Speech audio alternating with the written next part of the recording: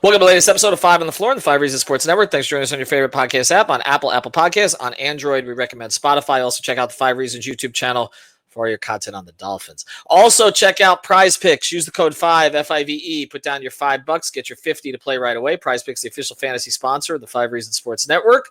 NFL is all on there. We're doing shows for Monday night, Sunday afternoon, Friday night, Thursday night. We got shows for everything. Go to PrizePicks.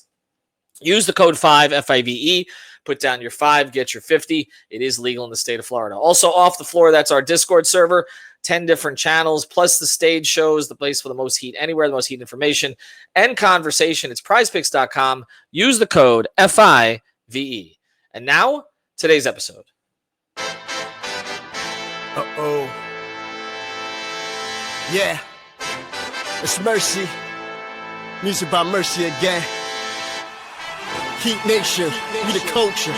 Yo, E, I need you to call timeout. Need Brady to set the floor plan. Tropical blanket, open for the shot. Yo, Greg, set the pit. Still 5 on the floor, still ride for my dog. Still battle on the court, still survive in the war. Keep your eye on the ball, or get burned from the keep this mic off the wall without turning the cheek. From night to day, no sleeping paths or allowed to mornings. The nut is sleeping us, never catch us snoring. Live from Miami, report in the heat with 5 Reasons Sports from the courts to the streets. Dang, Wake County, Heat Nation, we still proudly.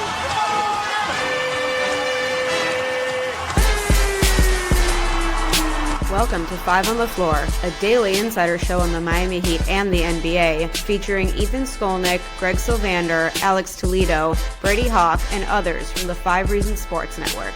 Also, make sure to subscribe to Off the Floor for the most heat anywhere.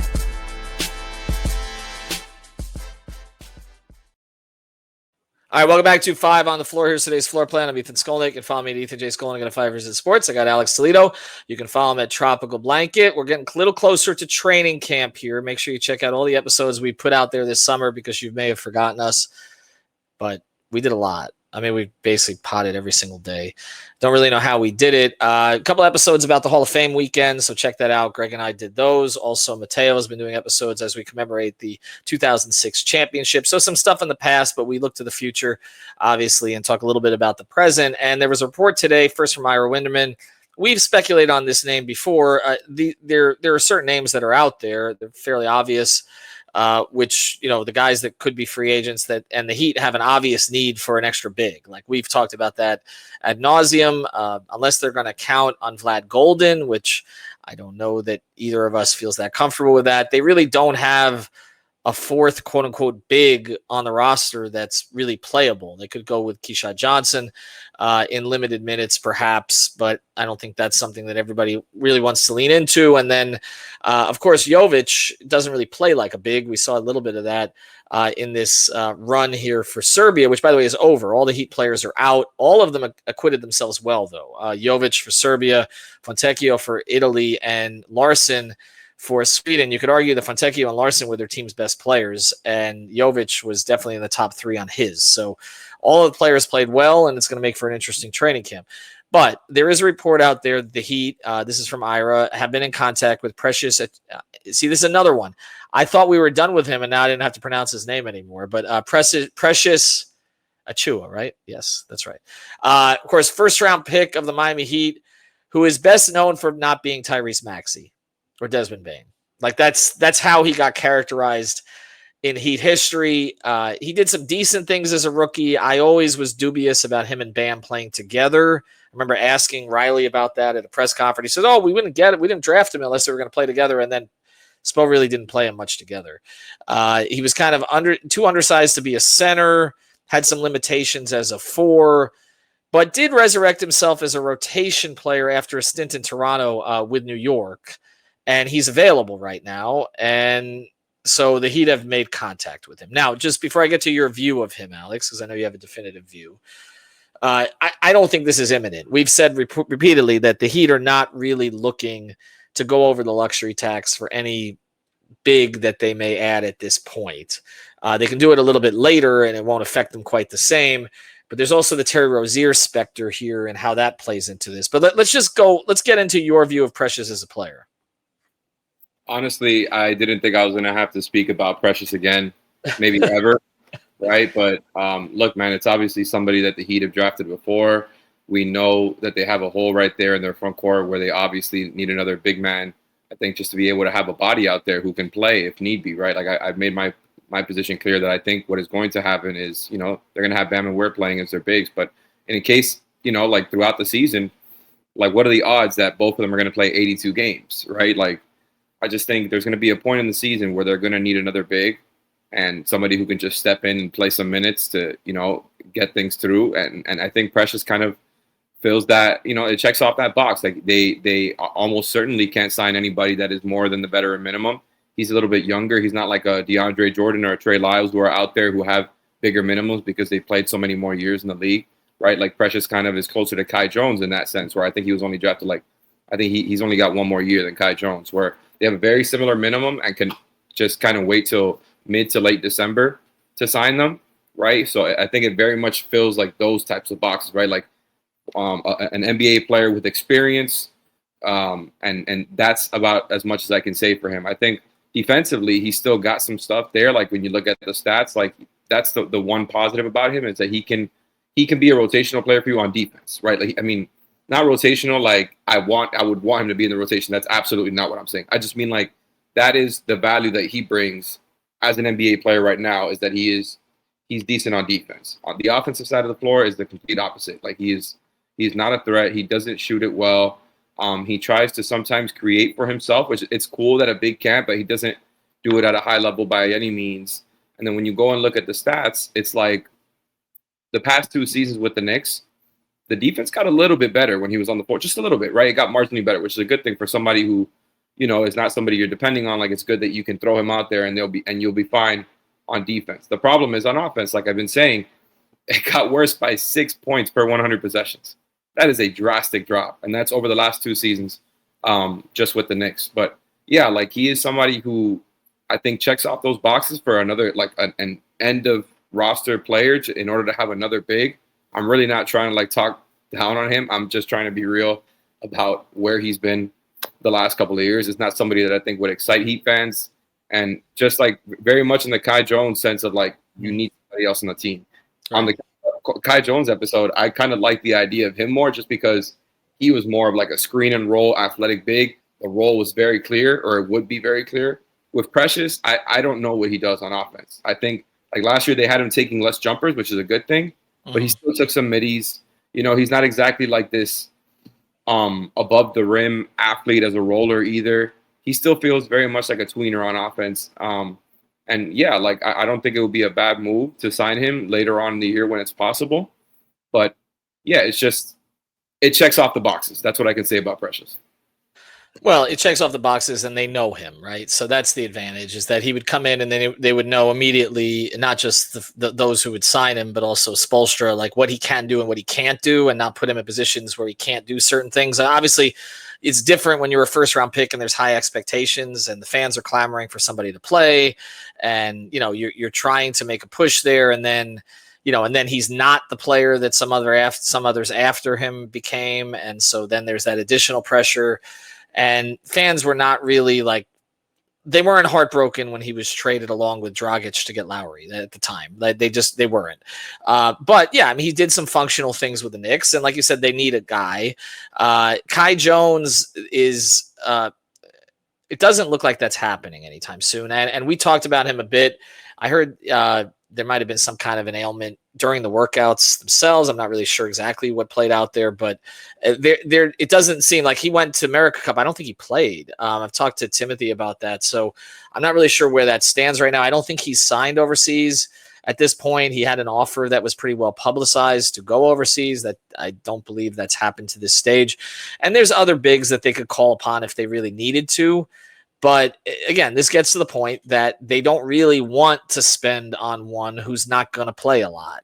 You get yourself out of the tax situation by moving Highsmith. Like the last thing you want to do is move in somebody who's just going to sit at the very end of your bench. So I understand it from both perspectives, but I want to get to the Rozier part of this on the other side, because they could accommodate him if they just buy out Terry now, right? But I was told that wasn't a strong possibility of that happening, and so I'm a little surprised that there have been a couple of reports to the effect that it's still being considered. So we'll get into that in a second. Before we do know that if Precious had to play because, say, Bam or Ware would hurt, there would be pain, right? So I'm just bringing in the sponsor here. 305-800-PAIN. That's 305-800-PAIN. 24/7, always ready to take your call after an accident. They're based here in Doral. They're committed to Miami-Dade and South Florida with a community focus, fast connection with trusted doctors and attorneys.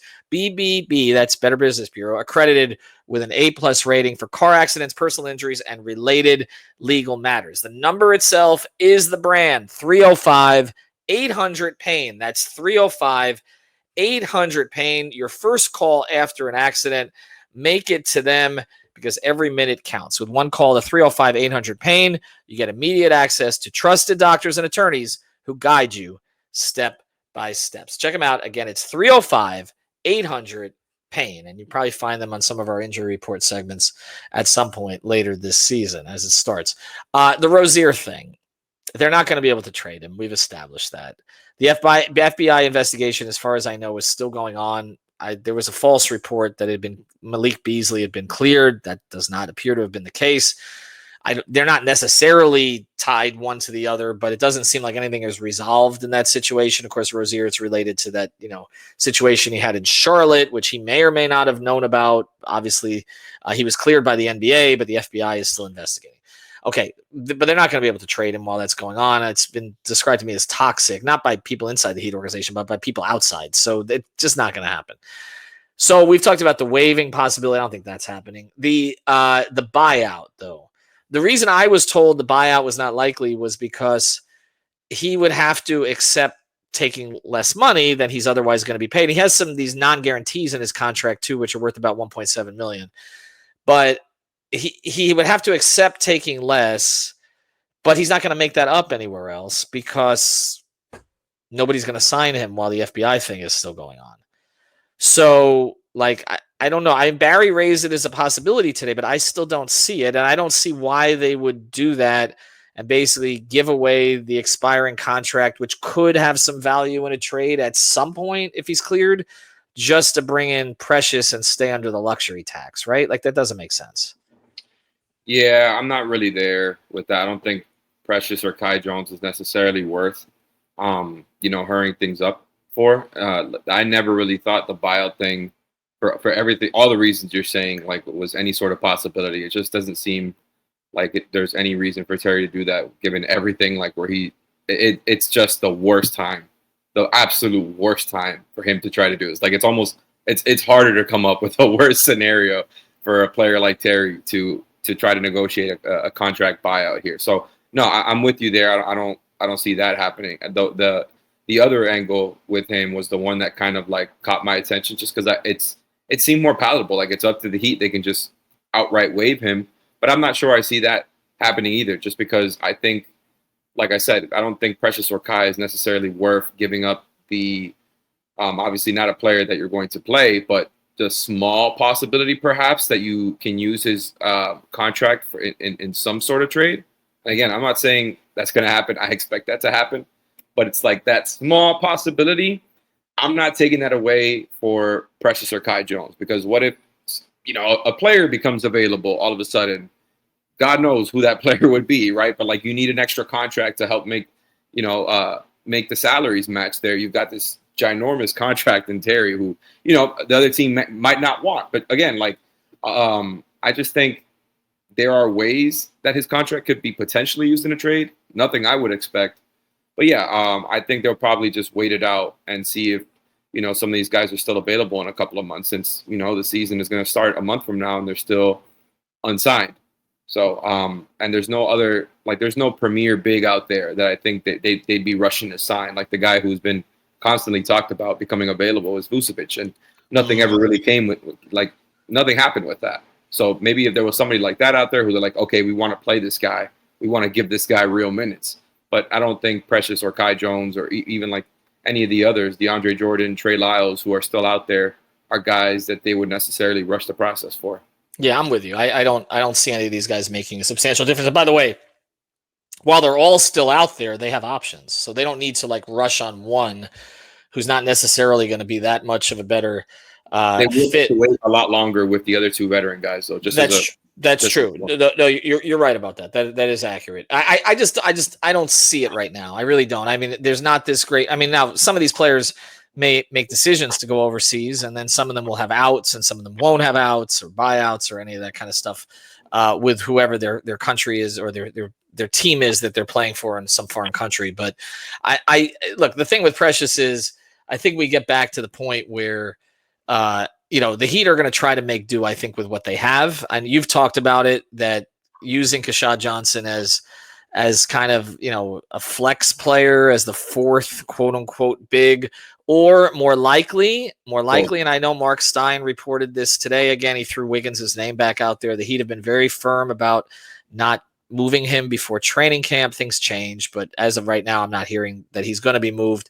But playing Wiggins at the 4 is something else I think we're going to see a lot of. So I think as Brady and I have talked about that and the possibility that Wiggins is going to be eating up a lot of those 4 minutes with the closing lineups, I think, with Davion, Hero, Powell, and Bam. We'll see if Jovic can work his way in there or Larson can work his way in there. But right now, I think that's where, right? We've talked about all three of them, but I think it's a very strong possibility that could be the first closing lineup we see. And if that's the case, then Wiggins is going to be playing those last 6 minutes at the 4 anyway. So it does alleviate the need for another big, so to speak. He's tried to make it work with smaller bigs than Wiggins, right? I mean, Trevor Ariza and Haywood Highsmith for that matter. So Caleb Martin, right? Exactly. I mean, you and me, okay, and Brady. Anyway, check out not only Off the Floor, but also Alex and I are both writing for Sports Illustrated Heat page, which I'm actually managing now. So the two of them are stuck with me in another capacity, and we're relaunching that this week. So be on the lookout for that. The links will be in the description. Alex told me to remind you of that. So I have. Anyway, have a good day, everybody. Thank you for listening to the 5 on the Floor on the 5 Reasons Sports Network. After all, someone needs to listen to my dad.